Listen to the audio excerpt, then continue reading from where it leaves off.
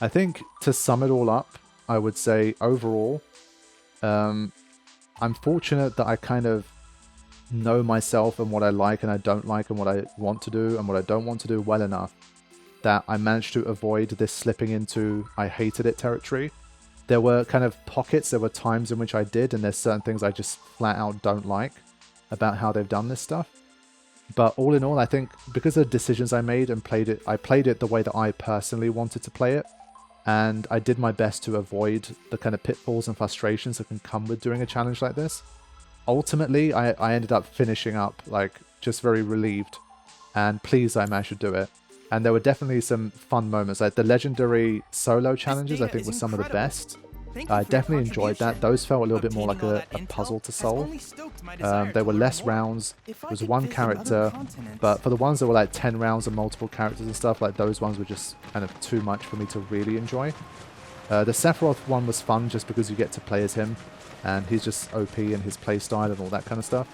But the Zack one was pretty brutal because I just couldn't learn the fight, like how to play at a very high level with Zack. It's kind of too late in the day.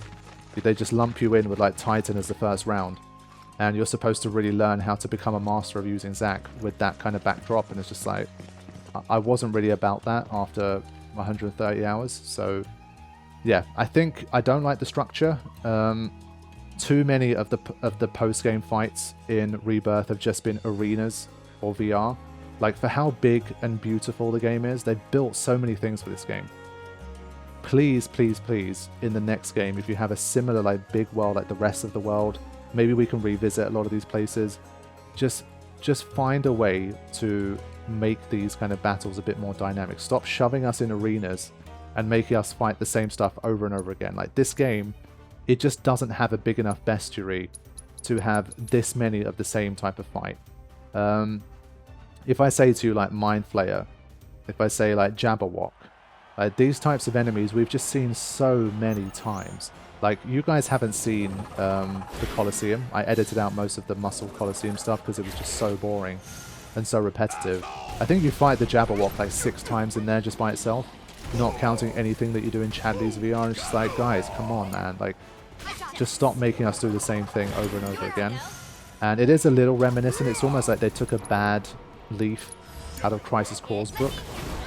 Crisis Core, I tried to defend it a little bit by saying it's a PSP title, a handheld one.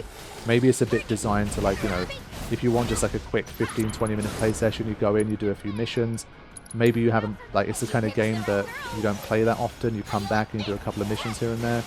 But for this game, and the type of journey that it takes you on, and the kind of style that it has, I'm personally just not a fan of how they handled all of this VR stuff. Like, they didn't even bother to give you, like, a different backdrop. Like, for example, like, I don't know, the Brutal VRs could have their own backdrops. Like, it's a VR virtual environment. You could build some kind of holographic, like, different looking environment for it. I'm sure, considering what this game's achieved overall on a technical level, I'm sure it's not one step too far for the VR arena to just look different. Like, to have 3 or 4 different looks. Or for the legendary solos for each character to have it in a location that looks familiar to them and their story and stuff. Like, even these little touches would have kept it a bit more dynamic, but it just felt very lazy to me. Just like laying these rounds like back to back to back to back and just making people repeat them again and again and again and again. It just wasn't good. I'm sorry. What I will say is that for the final game, I'm very much looking forward to seeing what they're going to do, because we have some of the most iconic super bosses and side content in Final Fantasy history. Like, Emerald Weapon and Ruby Weapon are just so iconic that you simply cannot afford to mess those up. If, let's say, Ruby Weapon and Emerald Weapon just end up being VR Arena, basically the same stuff that we've been doing here, you will hear me rant. I will be really annoyed at that, because if you look at what they did in the OG, for how to unlock them, how you meet them, all of that kind of stuff, if they degrade it down to just shoving it into a VR, I will be so angry. But hopefully, I really do believe, I genuinely believe, that they're not going to do anything silly like that. We'll be fine. At least for Emerald and Ruby, maybe we'll see, you know, I think it was Sapphire that we don't get to fight. Maybe that one's going to be in VR or something. But I really hope for the final game They have one or two little more optional dungeon vibes, a little bit like Gilgamesh Island, but maybe with like random encounters and stuff along the way as well.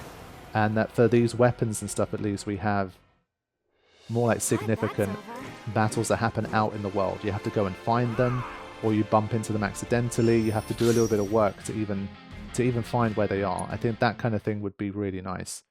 And so the battle system is so great that I think it's wasted on stuff like repetitive, brutal challenges and just like fighting the same crap over and over again in arenas. Please give us something that's going to be, I think, a lot more fun and entertaining for the majority of players. There's always going to be that group that's like, oh my god, the brutal and legendary challenges were the best side content I've ever done in Final Fantasy. They're the greatest fights of all time. Definitely not one of those people. But overall, I enjoyed it enough that I will say I'm very happy that I got through it. But will I be going back and ever doing those challenges again? In the same way that I would probably never fight Minerva again in Crisis Core, I would say no. So I've had my fun. As difficult as it's been and as repetitive as these post-game videos have been as well for you guys, I hope you still enjoyed it and you had a good time, and you are also happy to finally wrap up what has been a crazily long series, far beyond any of my expectations.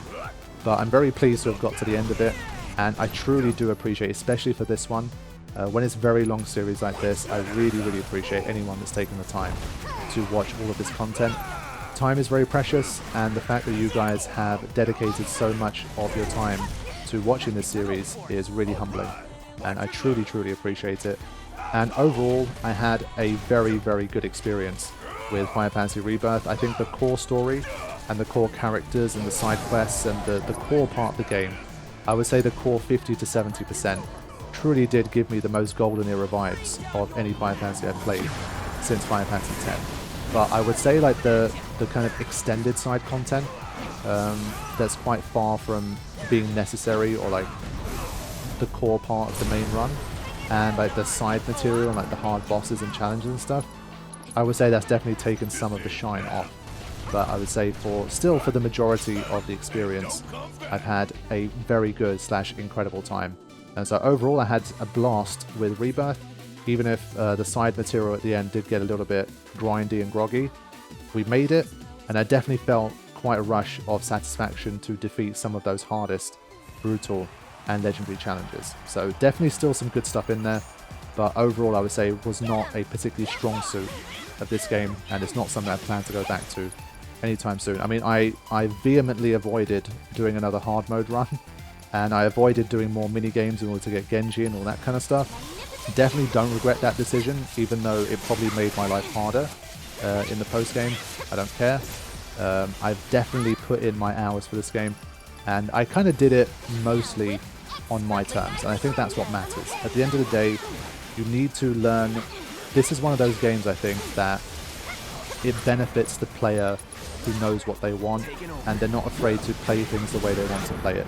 If you are a completionist player, and that's what's in your heart and soul, and that's what you love to do, then I think it's absolutely great for you to go in and literally spend 150 to 200 hours.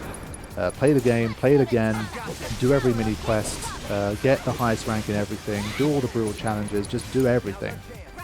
That's great.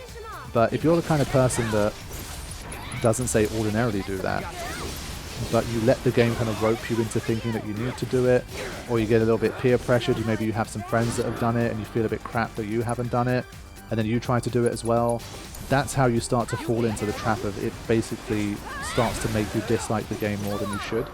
And if you're the kind of person where, if you've been playing for, say, a certain amount of time, you're like, you know what, there's too much side content here, I'm getting too distracted from the story, I'm not particularly enjoying the side content, I just want to do like a 40-50 hour run of this game where I just focus on the story, then knowing that that's what you're going to enjoy the most and having the will to kind of just play it that way, even if the game's saying to you, hey, like, why don't you go and explore this thing, or why don't you go and do this mini game? If you've got the willpower to say no, and you know what you want, then you can really get the most out of this game and have an incredible time. But I do feel sorry for like some portion of the audience, I think, who basically almost got kind of, not kind of forced, but like led on in a way, where like they kind of get to like chapter 8 to 10, especially by the end of like between chapter 8 to 12, somewhere along that line, almost everybody that I chatted to about this game, they had a falling off, like a moment of fatigue where they were just like, how much longer is this going to go on for? They're like, if someone's further ahead of them, they're asking like, oh, is there any more exploration chapters to do? Basically, that's when the drop-off starts. And for some portion of players, they kind of fall off after about chapter 10. And then it kind of feels like, well, why did I let this happen to me in the first place? If I had basically not been playing Completionist up until chapter 10, by this many hours, I would have completed the game by now. And I could have just done like chapter select or hard mode and just done what I missed. But a lot of people, I think, kind of almost fell into the trap of kind of thinking they have to do everything, or like basically wanting to do everything, but then their motivation just didn't hold up over the course of, you know, the entire game. And then on top of that, like the stuff that you can't do in the first run. And so that's why I think this game in particular really tests you in terms of, are you good at playing games the way that you want to play them? It sounds very obvious, but I think for some people they end up playing games in a way that they ultimately don't want to, and in hindsight, like, they think to themselves, I wish I played it a different way, then this wouldn't have happened. But by then it's too late, you've already had a bad experience. So I think the onus is not always on the player to be able to know what that is and to do that, because obviously you didn't create the game. If it's your first blind run, you don't always know what to expect. Like for me, there was always this constant, you guys would have heard it, I was trying to be like, okay, so this chapter was short, this chapter was long, we've had like, of the first 8 chapters, like 4 were exploration, 4 were shorter, therefore like roughly that should be the same for this half, blah blah blah. And ultimately that also kind of didn't work. And that's part of why I got roped in, and that's why my negative side of the game was, I think, a little bit to do with that, because I'm generally, I think, a player that knows what they want, and I'm not afraid to play games the way I want to play them. I mean, you've literally seen in this post-game that I just, even if people don't like it, or if it's the wrong way to do it, that's how I want to do it, and that's just how I roll.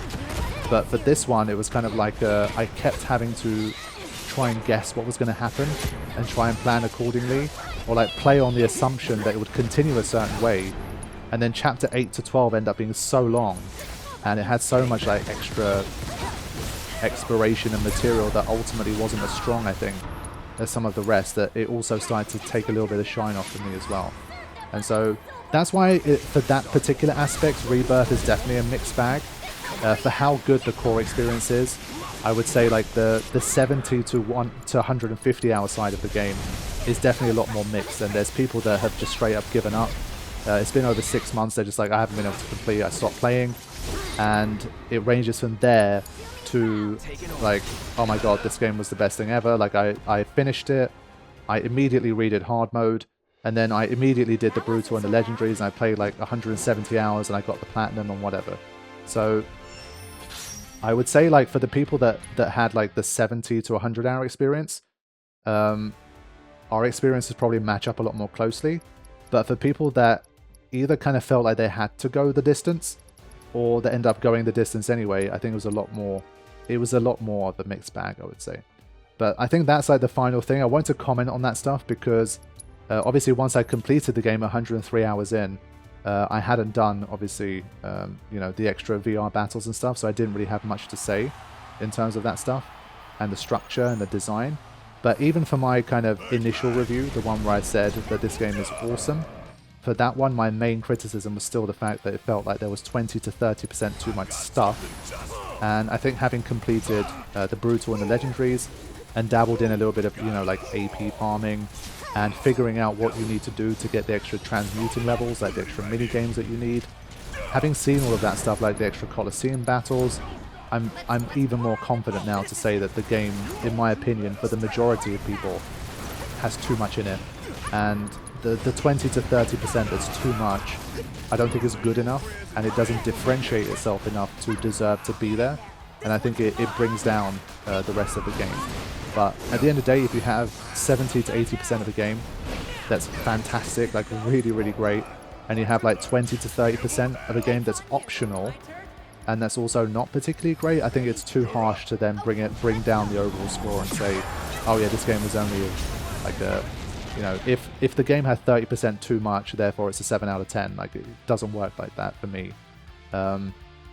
You know, the 70% of the game was like a 9.5 out of 10, and that 30% was more like a 7.5, and so like, you know, averaging out to somewhere like 9.2 out of 10, because the 70% had like the main core of the game, the main story, the main journey, the main experiences, the stuff that I'm going to remember, and the stuff that I really enjoyed in the moment as well. So my overall assessment of the game hasn't changed. I think I'd peg it down like a point or two. I think it sits at a 92 on Metacritic. I'd put it down to more of like a, I would say like 89, something like that, you know. Very close still, like still in the excellent category, and I still stand by it being like the closest thing to a Golden Age Final Fantasy experience since 10. But definitely a little bit of shine, I think, came off. I would say it began after about 85 hours, but that's the general story. And so I think that's where we're going to leave things off. What I want to do in the future is to basically, when the final game is going to come out, I have really been curious about how long is this game's story. Like, if you just wanted to do like no green side quests, no world intel, no nothing, you just want to experience the story, how long does it even take? And so what I want to do is basically, before the final game comes out, is play through the story of Remake, which is obviously just by design a much shorter game than Rebirth, and then just do a pure story run of Rebirth. Like, not get roped into any of the stuff that I don't need to do for the story, and just play those kind of back to back, and just get up to speed with the story, warm up a bit on the gameplay again, and set myself up for the finale of this journey. Because I do feel like 3 is going to take the best elements from 1 and 2, and if they get it right, if they pay attention to what didn't quite go so well, but keep doing more of what really did go well in this game, then I think you have a true bona fide potential masterpiece on your hands. I don't think Rebirth is like masterpiece. I think it's just slightly shy of that.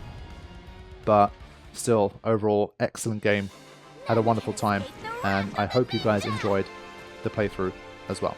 And so with this, we are going to move on to Final Fantasy I, the place where this all began. So it's going to look very different from this, but I am very much looking forward to seeing the daddy of all Final Fantasies and seeing where the franchise and the journey began. So I hope you guys will join me for that too. I will see you soon. Thank you for watching. Take care.